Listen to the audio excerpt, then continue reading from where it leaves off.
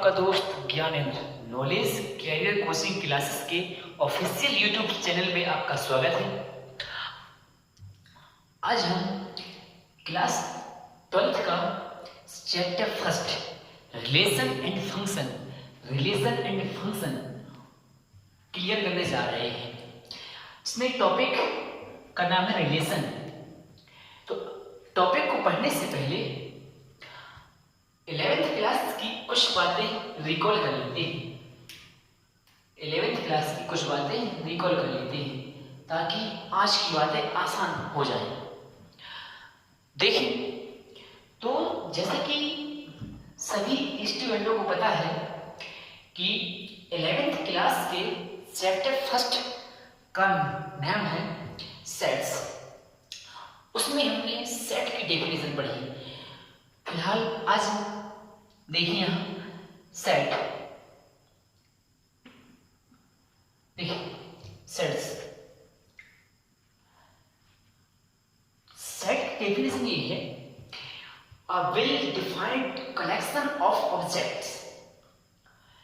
तो well defined से मेरा मतलब ये है, जैसे मैं कहूं आपसे कि कलेक्शन ऑफ इंटेलिजेंट स्टूडेंट,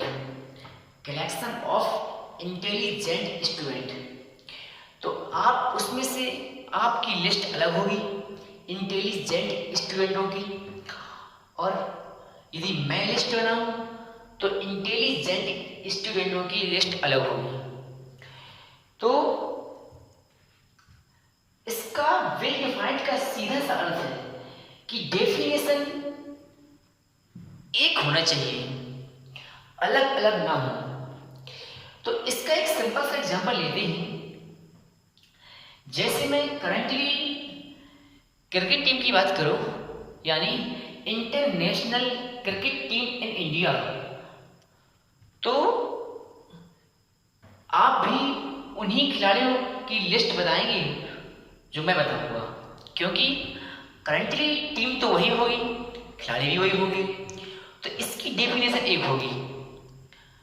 तो सीधा सा अर्थ लगाते हैं, वेल डिफाइंड का मतलब होता है कि डेफिनेशन एक होना चाहिए, अलग अलग ना हो। क्लियर हो? अब देखिए, सेट के लिखने के दो तरीके पढ़े थे। पहला तरीका था रोस्टर फॉर्म।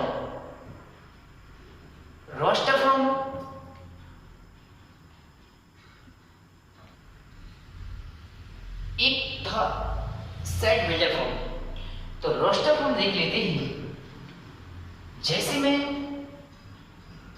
कहूं सेट ए की एलिमेंट 1 2 3 4 5, जी इसका रोस्टर फॉर्म है। क्या है जी? इसका रोस्टर फॉर्म है।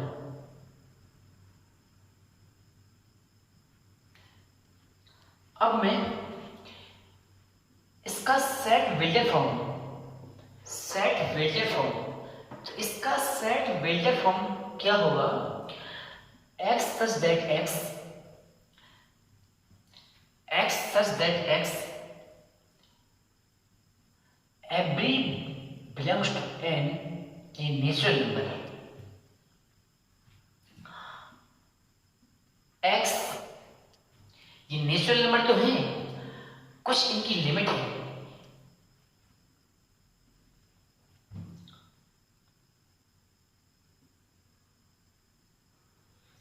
देखिए,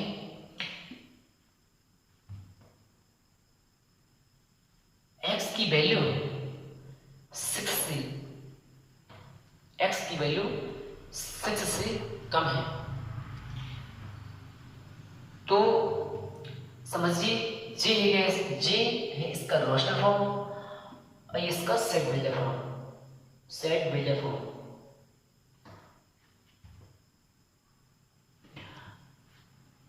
तो रोस्टर फॉर्म और सेट बिल्डर फॉर्म, ये डिफरेंस है इसमें। अब देखिए, अगला है empty set, a set having no elements.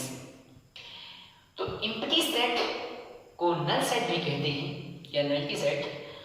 तो ऐसा एलिमेंट जिसमें एक भी अवयव ना हो एम्प्टी सेट कहलाता है।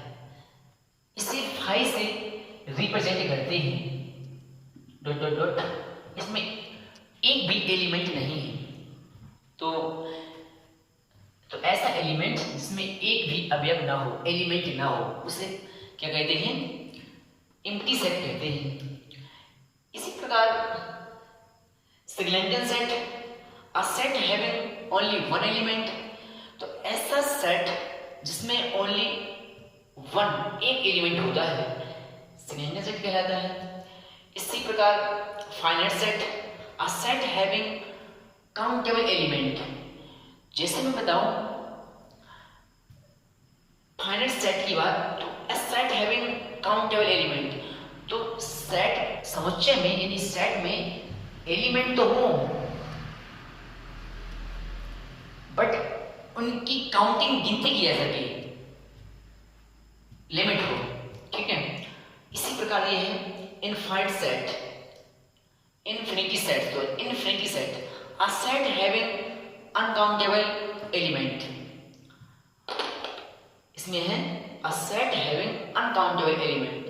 तो ऐसा सेट जिसमें एलिमेंट की संख्या अनकाउंटेबल हो यानी अनगिनत हो। इसी प्रकार इक्विवेलेंट सेट, इक्विवेलेंट सेट्स, तो sets having equal number of element, इसको समझिए। इक्विवेलेंट सेट को, इक्विवेलेंट सेट क्या कहलाता है?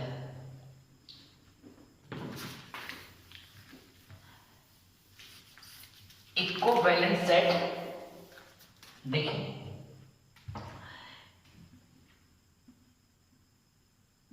इसमें हम देखिए दो सेट लेंगे,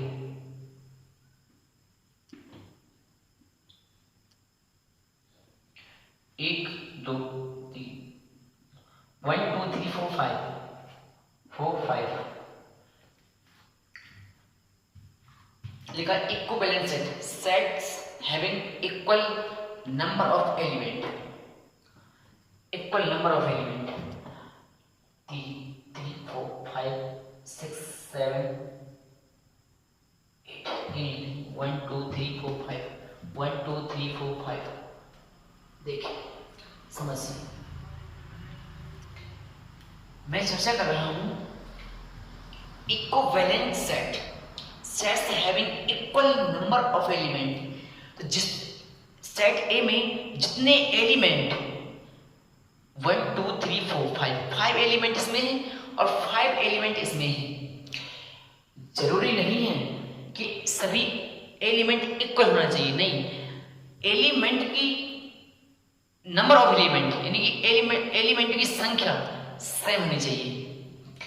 तो ये सेट ए और सेट बी आपस में क्या होंगे? इक्विवेलेंट सेट होंगे, एक ही इक्वल सेट। इसका एक एग्जांपल और देता हूं, इसका जैसे 1 2 वी ए और बी, जी हो गया 1 2 ए बी। तो इसमें सेट ए में 2 एलिमेंट है और सेट बी में 2 एलिमेंट है। क्लियर है जी? ये तो कह रहा है इसमें equivalent set, sets having equal number of element. समझ, सेट्स में एलिमेंटों की संख्या बराबर होनी चाहिए, इक्वल होनी चाहिए। अब एक equal set, sets having same equal, sets having same element.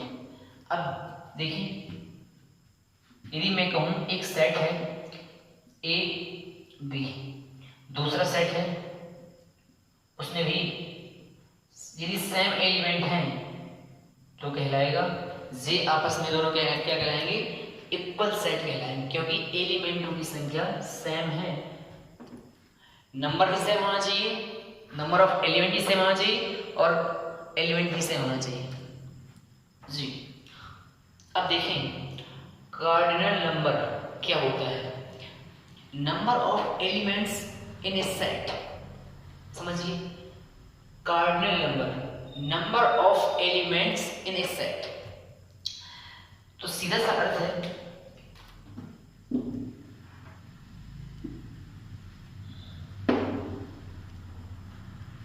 Number of element in a set. कोई भी सेट लेते हैं, एनी सेट 1 2 3 4 5, देखिए क्या पढ़ रहे हैं, cardinal number, cardinal number, number of element in a set, number of element in a set. तो देखिए नंबर ऑफ एलिमेंट, इसमें इस सेट में कितने एलिमेंट, 5 एलिमेंट, तो ये हो जाएगा नंबर ऑफ, तो इसमें cardinal number, number of cardinal, तो कार्डिनल नंबर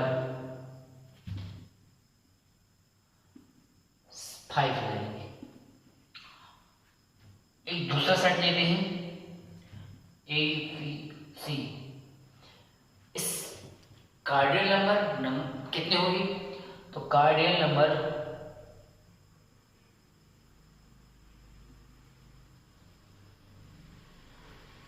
कार्डिनल 1 2 3 एलिमेंट आपको देखना है, cardinal number, number of elements in a set, तो जितने सेट में एलिमेंट हैं वही कार्डिनल नंबर कहलाते हैं जी। अब देखिए सबसेट, सबसेट क्या है, पार्ट और होल ऑफ सेट। सबसेट देखिए, पार्ट और होल ऑफ ए सेट, यानी कि कोई सेट है तो उसका कोई भी पार्ट, समझिए ये एक सेट है, इसका मैं एक सेट ये ले लूं, ये भी एक इसका पार्ट है, हिस्सा है, तो जो ये सबसेट कहलाएगा ए का जी। तो इसके जितने भी हिस्से बनेंगे वो सबसेट कहलाएंगे, यानी कि हम ये भी कह सकते हैं कि स्वयं सेट ए स्वयं में एक सबसेट होता है, अपने आप में सबसेट होगा। क्लास 11